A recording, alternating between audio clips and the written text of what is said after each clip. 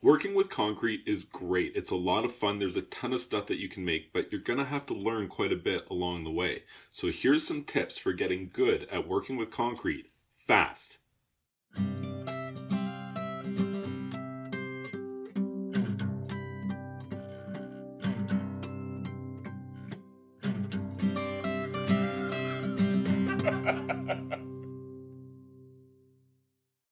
Knowing what I know now, if I had to start over and get good with concrete all over again, how would I do it as quickly as possible?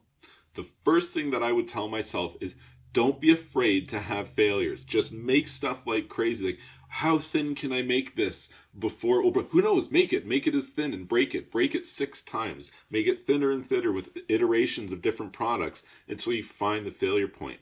Finding the failure point is important because you start to learn about how concrete works and how it responds and how thin or how thick and what happens with cracking and what you can do with it. And the only way that you can learn that stuff is with experience. I mean, if I could teach you with a YouTube video, I would, but it's not possible. You just have to get your hands dirty. The more that you mix concrete, the more that you use concrete, and the more that you break concrete, the faster you're going to learn. Something I would tell myself if I was starting over again and I wanted to get as good as possible with concrete as quickly as possible, cut back on the amount of water that you're using in your concrete or mortar mixes.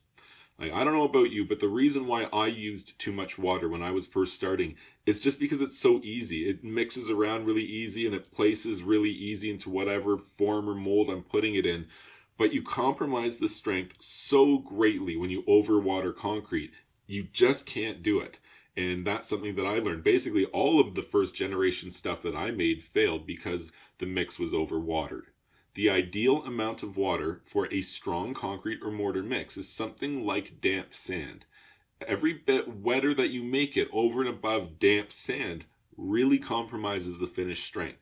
If you need it to have a different viscosity, then you should be looking towards something like a water reducer or a super plasticizer product that will give you the same effect as adding too much water without compromising the strength like adding too much water does. The next tip that I would tell myself, don't be afraid to think big. I mean, the stuff that I made, the bigger projects that I've made over the years, and I've made some pretty big stuff, those are the things that I learned the most on. And I think you'd probably experience something similar. So don't be afraid to tackle a bigger project. Make something kind of impressive or imposing. And you know what? If it doesn't work or it breaks, you're probably going to learn something, or you're probably going to learn a lot through that process. And if it does work out, if you're able to apply the knowledge that you've learned so far about working with concrete, then maybe you'll have a success and you'll have something really impressive that you've made. There's not a lot that you can do to shortcut experience. That just is the reality of the situation. You have to put in time mixing concrete, troweling concrete, learning about hydration levels and when to do this and when it's cured, how strong it'll be, what you can do for coloration or any other thing that you can do with concrete or use concrete for takes experience. So that's something that you just have to take away from this video. If you want to learn as fast as possible, get in your garage every day, mix concrete, make something, make 10 things every day, and that's how you're going to get as good as possible, as quickly as possible.